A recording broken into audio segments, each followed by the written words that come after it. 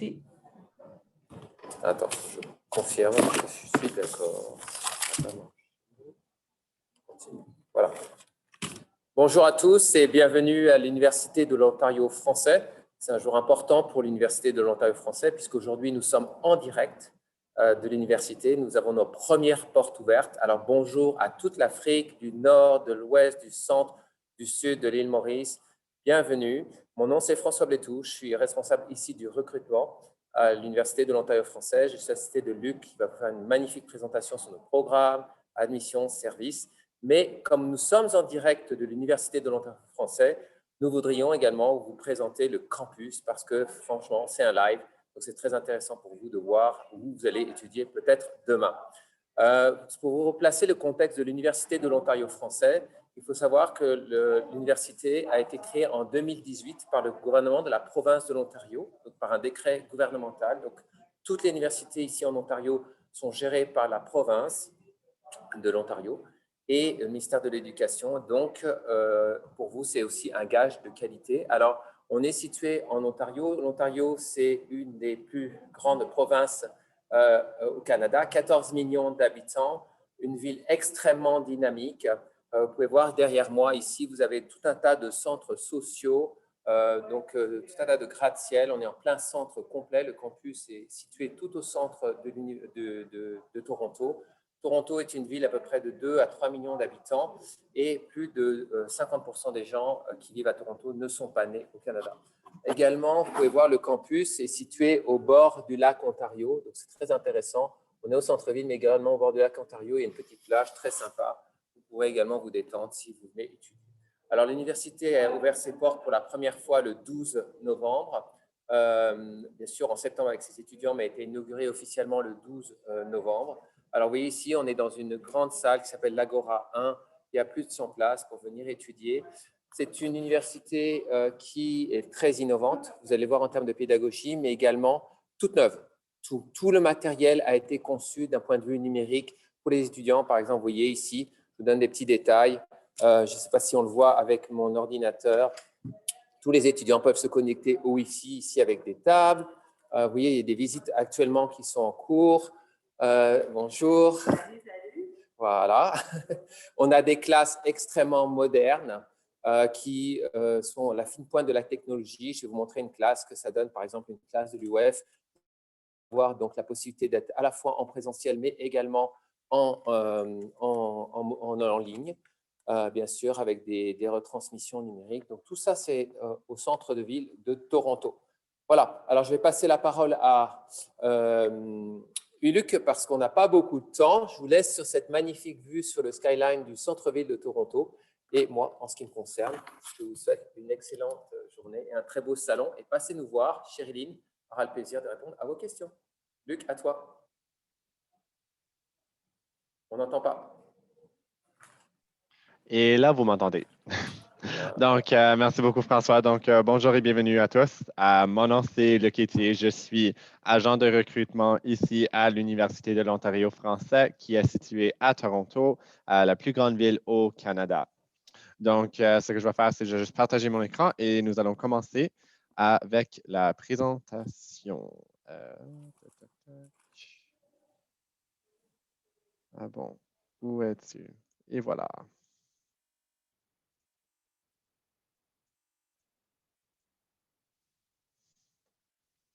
Parfait. Donc, rebonjour et re-bienvenue à la présentation de l'Université de l'Ontario français. Nous sommes une nouvelle université qui vient juste d'ouvrir ses portes en septembre 2021 à notre première cohorte d'étudiants. Donc, on aimerait leur souhaiter la bienvenue en espérant que vous y feriez partie de peut-être la deuxième, troisième ou quatrième cohorte ici à l'UOF. Donc, pour vous donner une idée exactement où nous sommes situés, on est au cœur de la ville de Toronto. Donc, on est situé à 9 rue Lower Jarvis, qui est situé, comme l'a montré François, à quelques pas du lac Ontario, aussi juste en avant de Sugar Beach. Donc, Sugar Beach, c'est une plage créée par les Torontois.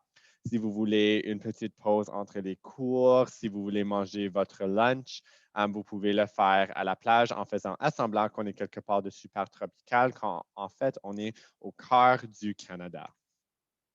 Donc, François vous a déjà montré un petit peu au sujet de l'université, mais ceci, c'est une autre vidéo promotionnelle qui montre un petit peu plus de ce qui est à faire ici à l'UOF.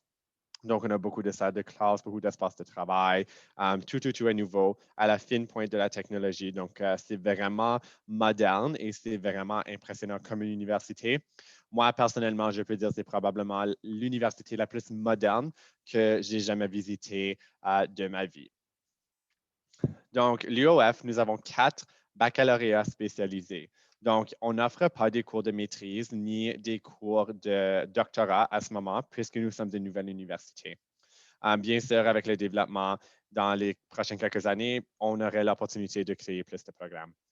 Notre première cohorte a au-delà de 10 pays représentés, notamment le Canada, l'Europe francophone ainsi que l'Afrique francophone. Et nous avons un ratio de 10 étudiants par professeur, qui veut dire que vos salles de classe sont relativement petites. On est la première université 100% en français à Toronto et on est la seule université 100% en français dans la région. Il y a seulement une autre université en Ontario qui est 100% francophone, qui est située à Hearst, 800 km nord de Toronto. Donc, vraiment la seule option dans la région. Donc, ici à l'UOF, il y a vraiment 3 points importants à retenir de cette présentation. Donc, un, c'est les avantages d'étudiants français au Canada. 2, c'est une expérience professionnelle de ta première année. Et 3, que nous sommes une université à l'écoute de vos besoins.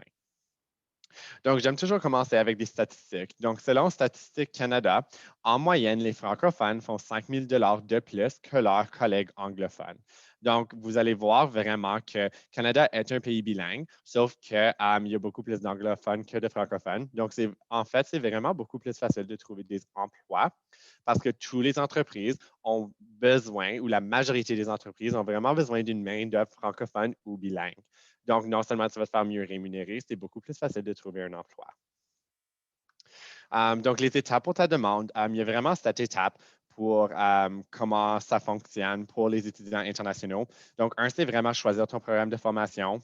2, tu vas faire ta demande sur notre UAC, qui est Ontario Universities Application Center, qui est le système où est-ce que tous les étudiants domestiques ou internationaux doivent faire demande aux universités.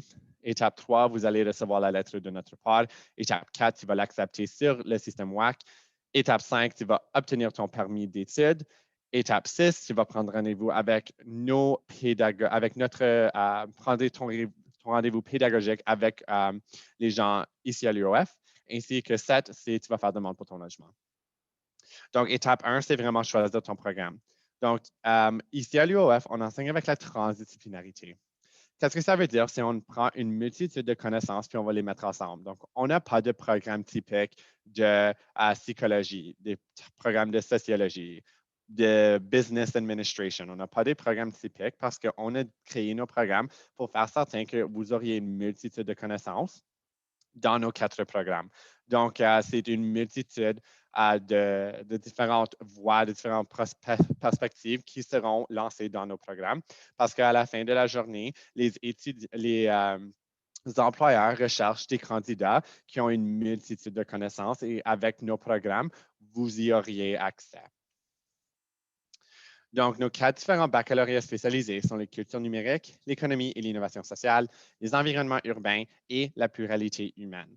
Donc, à noter qu'à la fin de votre 3e année, vous allez choisir une concentration pour entrer dans votre 4e année. Donc, tous nos baccalauréats ici en Ontario sont de 4 ans. Premièrement, nous avons les cultures numériques. Donc, c'est vraiment comprendre comment la technologie nous connecte et nous influence. Donc, la communication numérique, ou selon moi, je l'appelle le savoir-faire technologique, est vraiment une compétence qui est requise pour le marché du travail. Donc, il y a certaines concentrations. Les 2 concentrations que tu peux choisir sont les pratiques artistiques ou les communications. Donc, si tu veux devenir, comme exemple, un spécialiste en marketing en publicité, un coordonnateur de médias sociaux, un designer multimédia tel que site Internet, jeux vidéo, applications de téléphone ou organisatrice ou organisateur d'événements virtuels, ceci, c'est quelques parcours potentiels de ce programme. Deuxièmement, nous avons l'économie et l'innovation sociale. Donc, l'innovation sociale, c'est vraiment comment est-ce qu'on va trouver des résolutions à des problèmes dans notre société. Donc, c'est un programme transdisciplinaire qui veut dire qu'on n'associe pas simplement l'économie et l'innovation sociale. On va aussi toucher sur la gestion, le développement durable, la politique et la sociologie. Donc, les deux concentrations sont le travail et les ressources humaines ou les entreprises d'économie sociale. Donc, certains métiers que vous pourriez avoir seront agents de ressources humaines, spécialistes d'acquisition de talents ou spécialistes de recrutement, ou un expert conseil en développement que l'on appelle en anglais un business consultant. Notre troisième programme, c'est les environnements urbains. Donc, Toronto est la plus grande ville au Canada, la quatrième plus grande ville en Amérique du Nord, derrière la ville du Mexique, New York City et Los Angeles. Donc, c'est vraiment la ville pour étudier les environnements urbains, pour étudier l'environnement dans un contexte d'une grande ville. Donc, si tu es intéressé à la ville verte, la biodiversité, transport, technologie ou l'environnement, ceci, c'est vraiment un programme qui pourrait vous intéresser. Donc, les concentrations sur le design urbain ou les changements environnementaux. Donc, certains métiers sont planificateurs municipal, consultants des espaces verts ou analystes des impacts environnementaux. Dernièrement, nous avons la pluralité humaine. Donc, c'est vraiment de comprendre l'être humain, comprendre la psychologie, la sociologie et les politiques derrière l'être humain et comprendre comment tout le monde travaille ensemble dans la communauté.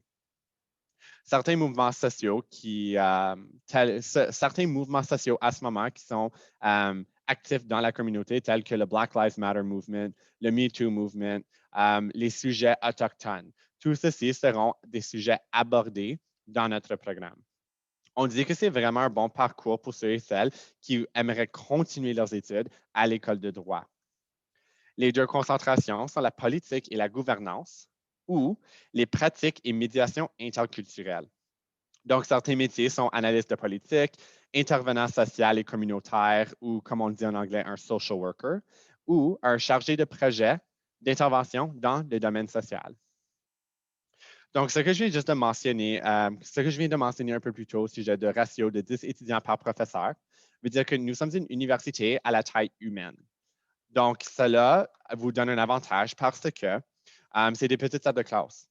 Donc, ça veut dire que les professeurs sont vraiment accessibles à l'écoute et à tes besoins. Il y aurait beaucoup plus de questions qu'ils pourraient demander de ta part ou de tes camarades de classe. Tu vas mieux connaître ton professeur, mieux connaître tes camarades de classe. Désolé, je dois éternuer. Merci.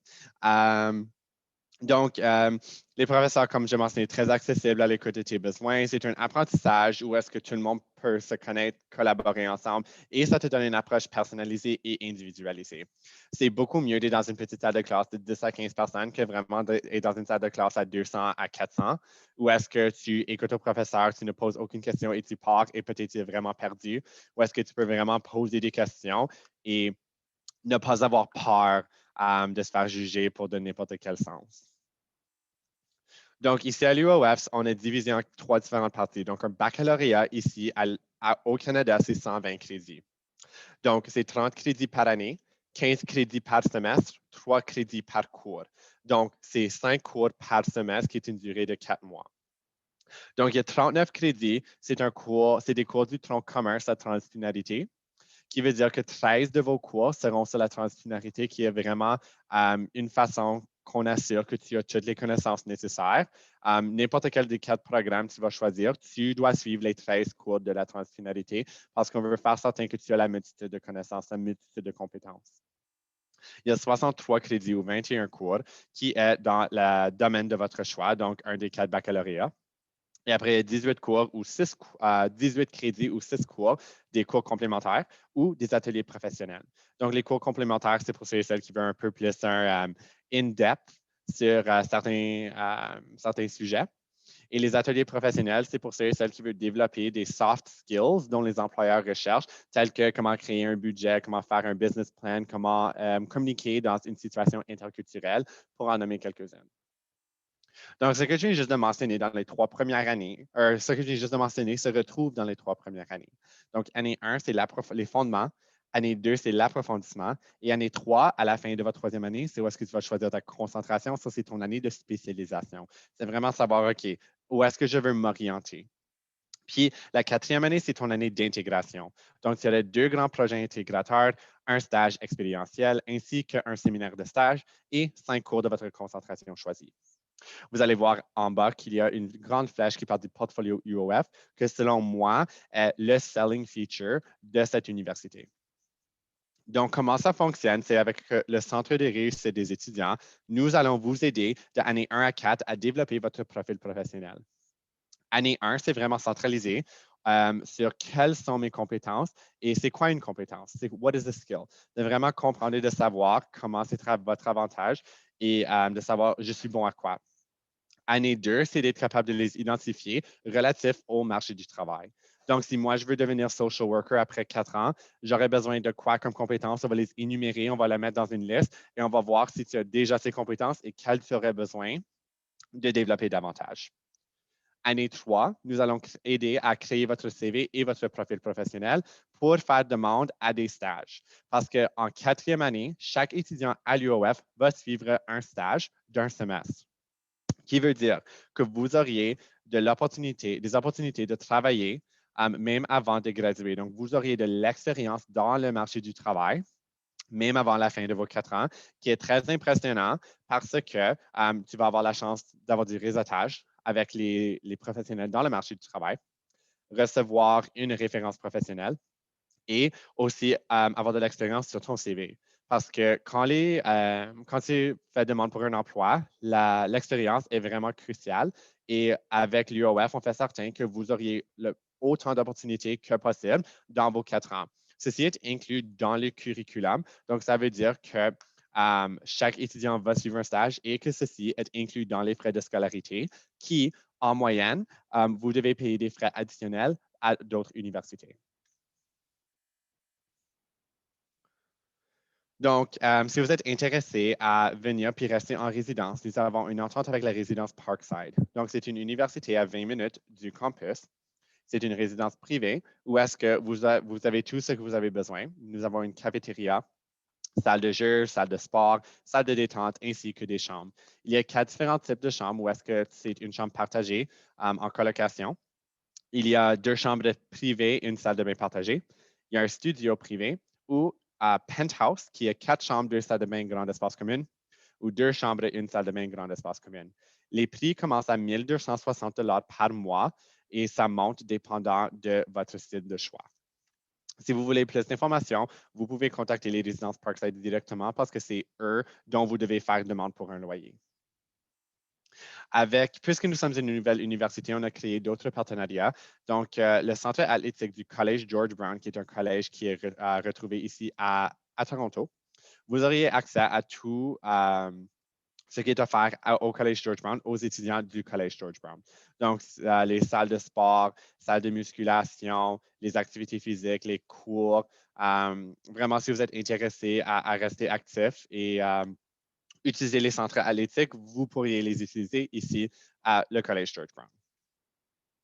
Et dernièrement, nous avons la vie étudiante. Donc, Toronto, comme mentionné, est la plus grande ville. Il y a au-delà de 50% des habitants qui ne viennent pas du Canada. Donc, ils ont déménagé, qui veut dire qu'il y a une grande représentation multiculturelle tout partout dans la ville. Donc, il y a Little Italy, il y a Little Portugal, il y a Chinatown, il y a Koreatown, il y a Greektown. Donc, il y a vraiment une représentation de toutes les différentes cultures ici à Toronto qui est vraiment à votre avantage parce que vous pouvez retrouver une communauté qui vous représente ici où tu peux t'immerser dans le multiculturalisme.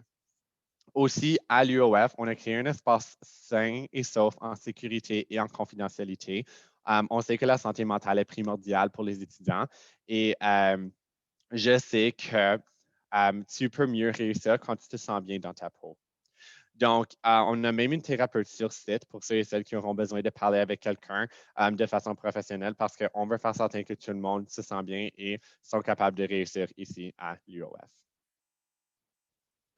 Donc, vraiment, les 3 trucs les plus importants à retenir, c'est un, que utiliser ton français ici au Canada, en Ontario, c'est vraiment un grand avantage parce qu'il y a tellement un manque de main-d'œuvre pour les francophones. C'est très facile de trouver des emplois ici en tant que francophone. 2, c'est qu'on vous donne de l'expérience professionnelle dès la première année avec le portfolio UOF, les ateliers professionnels, des stages, ainsi que des séminaires. Et numéro 3, que nous sommes une université à l'écoute de tes besoins. Donc, on sait que c'est très épeurant. Moi, personnellement, j'ai fait un échange international où est-ce que je suis déménagé en France, croyant que c'était pour être plus ou moins exactement comme le Canada. Ce n'était pas le cas. Ça, c'était vraiment un culture shock. Et on fait certain qu'on est là pour vous aider avec votre période de transition, que vous êtes habitué à la culture canadienne et que parce qu'on est une petite université, on a plus de temps à vous consacrer. Donc, en termes des admissions, donc, il y a des conditions, frais de scolarité et les bourses. Donc, pour être admissible ici à l'UOF, si vous êtes un détenteur ou détentrice d'un baccalauréat général français, vous avez besoin d'une minimum note de 12 sur 20. Ainsi, note minimale de 12 sur 20 sur l'épreuve français oral et écrit. Si vous avez un baccalauréat international, un IB, minimum 6 matières réussites, avec une note de passage minimum de 4. Donc, 3, c'est des niveaux moyens et 3, c'est des niveaux supérieurs, qui veut dire que vous avez un total de 26 points et une note de passage de 5, qui est bien, dans le cours de français au niveau supérieur. Et pour ceux et celles qui ont le GCE, c'est une combinaison des résultats O et A, dont au moins 2 réussites dans le niveau A. En termes d'exigences linguistiques, un minimum 3 ans d'années d'études dans une école secondaire francophone. Sinon, vous avez besoin de réussir un test de diplôme études en langue française, donc le DELF avec un niveau B2 qui est 70 minimum sur 100.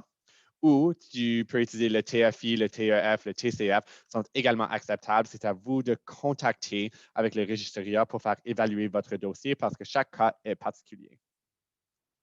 Donc, les frais de scolarité sont de 27 000 par année pour les 4 ans par année pour les étudiants internationaux. Si vous êtes aussi, vous pouvez aussi avoir une bourse de 17 000 pour la première année. Vous devez être agent étranger. Vous devez avoir obtenu le diplôme d'études secondaires et tu dois faire la demande d'admission pour la première fois en études postsecondaires, donc directement après les études secondaires. Tu peux faire cette demande et tu vas être détenteur, détentrice de cette bourse.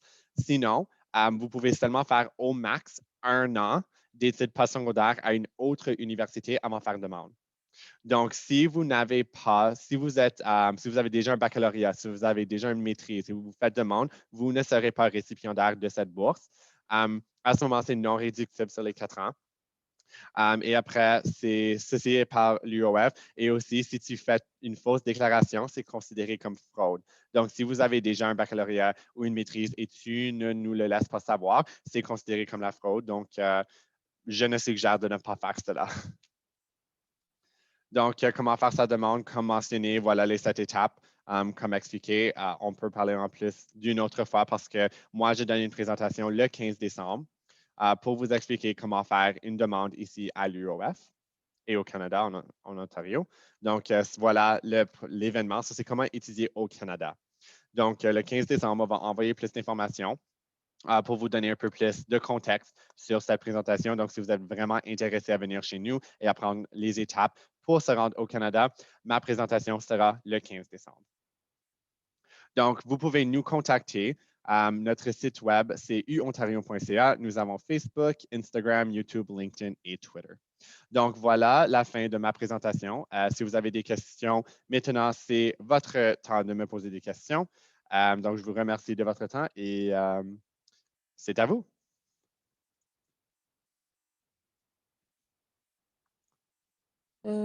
Merci, Luc. François, ton micro est fermé. Ouais, on attend une seconde. François est en train de parler. Oui, OK, je vois beaucoup de bonjour à trucs. tous. Donc, j'en profitais pendant que Luc vous parlait pour vous montrer un petit peu d'autres points de vue du campus. J'ai J'entends déjà pas super. répondu OK. à pas mal de questions concernant les maîtrises. Non, on n'a pas de maîtrise. On ne fournit que on offre que des programmes de premier cycle pour le moment. Il y en aura plus tard. Donc, si vous voulez venir à l'Université de l'Ontario français, c'est absolument redémarrer en première année de premier cycle. Et donc, les études durent 4 ans. Il y avait également des questions sur les bourses auxquelles j'ai répondu. Il y a une bourse internationale qui est automatique avec certaines conditions. La première condition, c'est qu'il faut être en école secondaire. C'est votre dernière année d'école secondaire, vous allez pouvoir faire votre demande à l'université. Et si vous êtes admis, vous avez des critères académiques pour être admis, c'est-à-dire un minimum de 12 sur 20, vous pourrez obtenir cette bourse automatiquement sans papier et ça sera dans votre lettre d'admission. Donc, c'est très facile d'être admis et d'obtenir cette bourse si vous êtes dans une école secondaire de votre pays. Si vous n'êtes pas dans une école secondaire de votre pays, vous avez déjà fait vos études à l'université, sachez que, je le répète parce que souvent ce n'est pas toujours compris, vous pouvez également postuler à la seule condition que vous n'avez étudié qu'une année dans votre université avec 30 crédits maximum. Donc, on va vous demander tous vos relevés de notes, etc. Ça, vous pouvez également, mais à partir de ceux qui sont déjà en deuxième année d'université, troisième année ou quatrième année, il n'y a pas de bourse pour les étudiants internationaux. On privilégie avant tout les primo-accédants, c'est ceux qui sortent des écoles secondaires ou qui sont justement en première année d'université. Pourquoi? Tout simplement parce que vous allez redevoir redémarrer vos études si vous avez 3 ans d'université ou 4 ans d'université en première année. Il n'y a pas de logique dans votre plan d'études à faire ça pour le Canada et vous avez un gros risque de ne pas obtenir votre permis d'études. Donc, c'est beaucoup mieux que vous puissiez obtenir des transferts dans d'autres universités qui vous pourraient le proposer, surtout si vous avez une maîtrise. Contactez le Consortium Avantage Ontario sur Internet, où ils sont dans le salon. Vous pouvez avoir des transferts de crédit peut-être dans d'autres universités ici à Toronto ou en Ontario. Voilà. Ça, c'était pour les bourses. Mais sinon, on a une enseignante de langue française au primaire en Algérie. Est-ce qu'il y a des programmes pour l'enseignement? Alors, on a déposé un projet au gouvernement de la province ici, à l'Ontario, pour obtenir un baccalauréat en éducation. Ce baccalauréat en éducation n'est pas encore approuvé. Ça va prendre un petit peu de temps. Donc, suivez-nous. Le mieux, c'est de nous suivre sur les médias sociaux. Et on espère que d'ici quelques mois, le gouvernement acceptera notre programme en éducation. Il y a des conditions, on ne peut pas rentrer en première année de programme. Il faut devoir terminer un baccalauréat spécialisé. Donc, pour ceux qui voudraient faire de l'éducation dans le futur, il faudrait effectivement faire un baccalauréat. Si vous êtes déjà enseignante en Algérie, que vous avez déjà un baccalauréat, c'est-à-dire 4 années d'études, à ce moment-là, peut-être qu'il y aura, je dis bien peut-être, parce qu'on ne sait pas encore quelles sont les conditions d'acceptation pour rentrer dans le BIED à l'Université de l'Ontario français. Quand je dis BIED, c'est baccalauréat en éducation. Après, on a une question, on peut payer les frais en tranches cordialement? Oui, c'est une très bonne question. Les frais se payent tout le premier mois du démarrage de la session. Alors, il y a 2 sessions. La première session, c'est de septembre à décembre. Donc, vous devez les payer avant une certaine date au mois de septembre. Donc, c'est la moitié. Et c'est en fonction du nombre de cours que vous allez prendre. Alors, attention, quand vous êtes étudiant international, il y a des cours, il y a un nombre de cours obligatoires que vous ne pouvez pas descendre en dessous. La deuxième partie des frais, vous allez les payer au mois de janvier. En général, c'est vers le 20. Je n'ai pas la date en tête, mais en général, c'est ça. Donc, n'imaginez pas que vous allez devoir payer les 4 années d'études. Vous allez les payer en 2 fois. En revanche, parfois, ça vaut le coup que vous payiez l'année entière parce que ça montre votre volonté, votre motivation et votre plan d'études et de financement pour obtenir le permis d'études.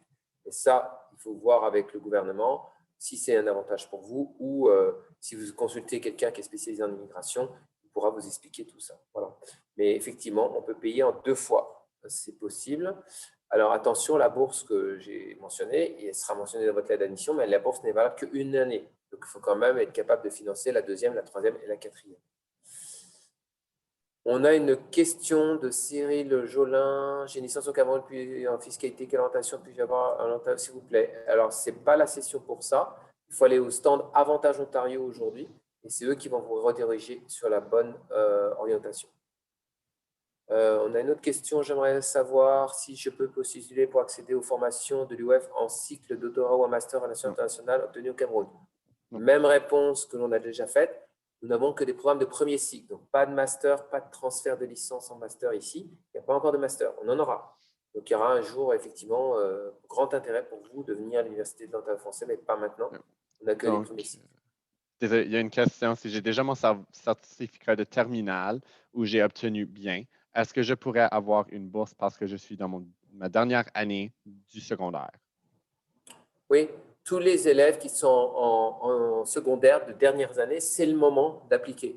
n'attendez pas d'avoir votre diplôme de baccalauréat ou de fin d'études secondaires pour faire une demande à l'université. On revoit les dossiers en prenant vos notes de première, donc l'année juste avant, et la dernière année en école secondaire.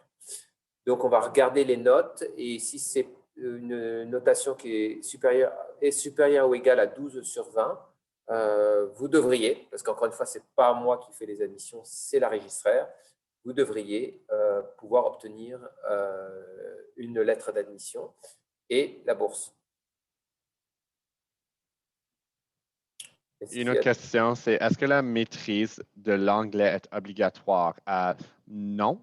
La maîtrise de l'anglais n'est pas obligatoire ici à l'UOF parce que nous sommes une université 100% en français.